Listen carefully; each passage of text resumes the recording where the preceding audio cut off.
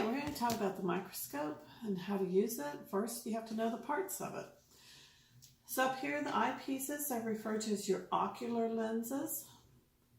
This is your nose piece. That's holding the objective lenses.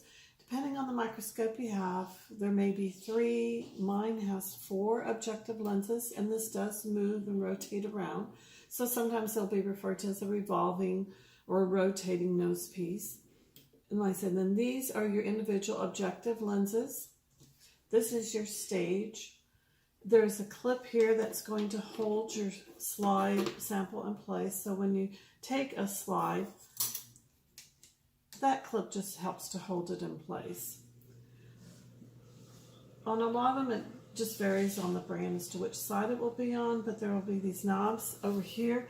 If you turn, there's 2 different knobs. The bottom one here, that's going to move the clamp holding the slide in place, left to right, and then front to back. That way you don't have to be with your hand moving the slide around. It helps. The clips hold the slide nice and secure, and then this will move it so you can position it how you want it. Your light source is down here. Depending on the scope, once again, the light switch may be on the front, maybe on the back. So you can see you have a light source here. The light is going to be shining up. You can use these knobs to help position your sample so the light is coming right up through. It's right centered over the light. Under here you also have your condenser that's going to help focus the light up. And then there are some knobs here. That's the iris. I don't know if you can tell. It's going to adjust the amount of light also that's coming up, kind of like a shutter if you're into photography. Now this is the base and this is the arm. Whenever you move a microscope, you need to always use 2 hands. You need to have one hand on the arm and the other one under the base and carry it like this because they are heavy and they're expensive. You do not want to drop it. To focus, you have the knobs back here that are your adjustment knobs. The larger one is going to be your coarse adjustment, and the inner smaller one is your fine adjustment. So the way you would observe a specimen, well, first before that, when you get a scope, it should have been stored with the light intensity all the way down low, because oftentimes, once again, depending on the brand, you will be able to adjust the amount of light that comes up. So it should be stored on low so that when you turn it off and the next person comes along, turns on the microscope, you don't blow the bulb. So light intensity should be on low. The mechanical stage should be all the way down. The lowest or the shortest objective lens should be in place. All of this is to help prevent breakage while it's in storage. So now that you have your sample in, what I recommend that you do is now, with the coarse adjustment knob, bring the stage all the way up. Now some people will tell you to start with at the bottom and start looking through. I find, you know what, we're impatient, and if you do that, you're bringing the stage up and you're looking, and typically what happens is you're going, I can't see anything, I can't see anything. Well, you didn't bring it up high enough. And so there's less distance to go. Your working distance is the space between the objective lens and the slide. And so there's less distance to move that stage. If you start with it all the way up, it's just going to be easier. So you've got your slide in place. The light is on. Always start with the lowest objective. That's the shortest one. Most microscopes, that's going to be a 4x objective. Your field of view is going to be relatively large. As you increase magnification, as you increase to those increasing objective lenses, your field of view, what you're seeing through here, is going to get smaller and smaller. So you always want to start with the lowest objective, which has the largest field of view. You're able to scan more area at once. So you're going to put your sample in there. Now, if you wear glasses, you can keep them on or take them off, just depending on what works best for you. Use your coarse objective to move down until you see something. And you may have to move the slide just a little bit.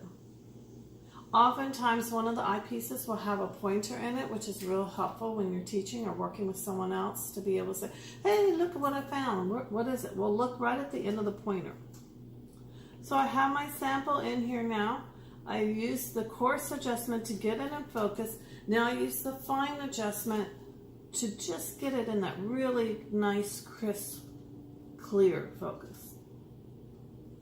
Now, when you're using a microscope, especially when you're first learning, one big mistake is people want to just kind of really put their eyes right against it. And then they're like, what are those little black fluttery things? Those are your eyelashes. Back away a little bit. So I have it in focus. Microscopes are built with what we call that they are parafocal. What that means is don't move the stage. When you move to the next objective lens, you should still see what you saw in here before. It may not be in clear focus. It might be a little bit out of focus, but it should be there. From this point on, all you use is the fine focus because you're getting pretty close to that slide there. So just adjust. There we go. I have it in nice focus now. Once again, don't move the stage. People tend to want to do that when they first learn to use a microscope, and you're just making a whole lot more work than you have to. Switch to the next objective lens. Once again, you fine focus only, and you should be able to see your sample in here. If you lose it for some reason, you're like, oh, I can't see anything, go back to the original one and just get it back in focus again. Using, once again, just your fine focus on that. When you are done, once again, store with the lowest objective lens in place. Move that stage all the way down.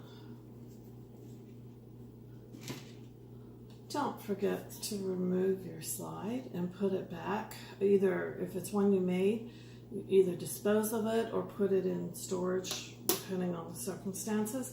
Turn that light intensity all the way down, turn your light off, and now clean the scope. Clean the eye piece, the ocular lenses, clean the stage, clean your objective lenses.